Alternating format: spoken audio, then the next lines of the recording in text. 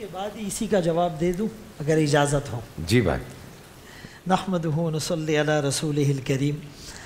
دیکھیں، عشق رسول ہر مسلمان کا ایک ایمانی اور انسانی اخلاقی فریضہ ہے، لیکن اس کا جو رنگ صحابہ اکرام کی زندگی میں نظر آتا ہے وہ سب سے الگ تھلگ ہے۔ رسول اللہ صلی اللہ علیہ وسلم نے بدر کے موقع پر صحابہ سے مشورہ کیا کہ جہاد کے لیے جانا ہے، کیا کیا جائے۔ مہاجرین صحابہ نے اپنے آپ کو پیش کیا، لیکن انصار کی طرف سے کوئی جواب نہیں آ رہا تھا۔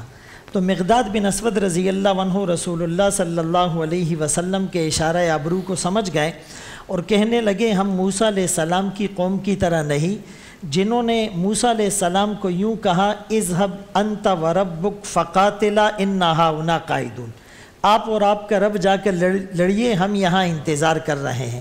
بلکہ فرمایا، ہم آپ کے دائیں بائیں سامنے پیچھے لڑیں گے، اشارہ آبرو پر سمندر میں چھلانگ لگائیں گے، آگ میں کود پڑیں گے۔ نحن الذین بایعوا محمدا علی الجہاد ما بقینا ابدا کا ہم نے نعرہ لگایا ہے۔ اسی طرح خبیب بن عدی رضی اللہ عنہ ایک صحابی رسول ہیں، انہوں نے ایک مشرک اور کافر کو قتل کیا۔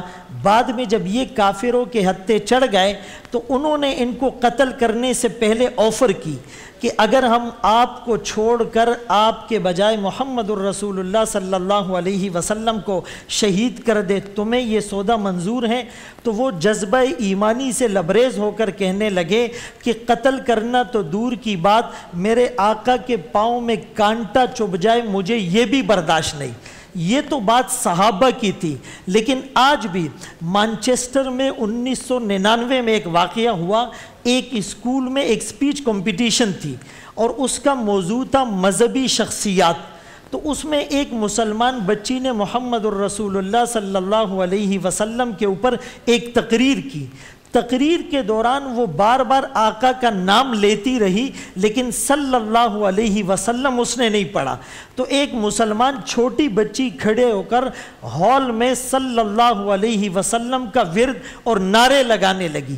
یہ چیز وہاں کے اصولوں کے اور رول ریگولیشن کے خلاف تھی۔ اس بچی کو پکڑ کر بورڈ کے سامنے پیش کیا گیا، تم نے یہ نعرے اور سلوگن کیوں لگائے؟ تم نے ڈسٹربنس کریٹ کی۔ وہ کہنے لگی، میں ہر چیز پر کمپرومائز کر سکتی ہوں، لیکن بینگ اے مسلم میرے نبی کے نام پر صلی اللہ علیہ وسلم پڑھنا ضروری ہے۔ بخاری شریف میں ہے، البخیل من ذکرت عندا فلم یصلی علیہ، جس پر میرا نام لیا جائے وہ درود نہ پڑھے وہ بخیل ہیں، اسی لیے میں نے یہ نعرے لگائے ہیں۔ یہ تو ایک مسلم بچی کے جذبات اور سینٹیمنٹس اور سٹیٹمنٹس تھا۔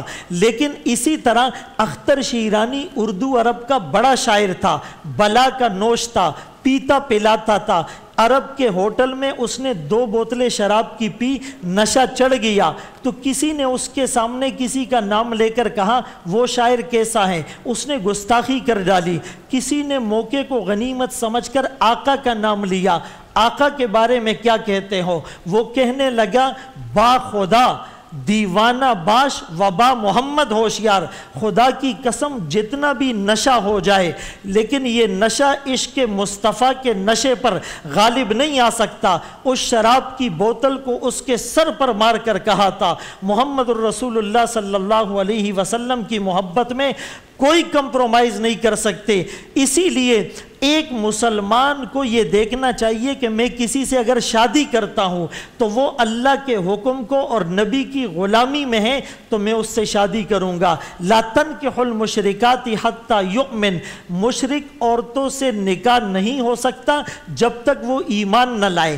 فقہ کا مسئلہ یہ ہے، اہل کتاب یہودی نصارہ عورتوں سے نکاح ہو سکتا ہے، لیکن اگر وہ ان عقائد پر اور اہل کتاب کے اس اصول پر قائم ہو۔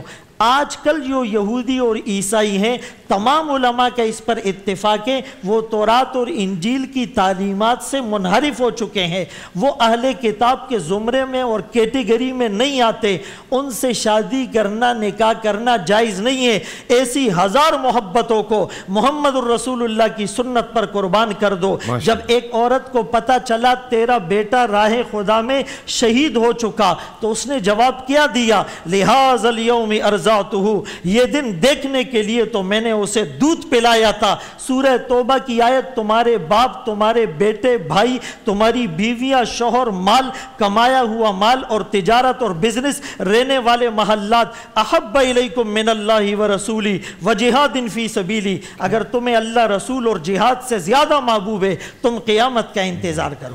بول انٹرٹینمنٹ کے شوز دیکھنے کے لیے ہمارے چینل کو سبسکرائب کریں اور بیل آئیکن پر کلک کرنا نہ بھولیں۔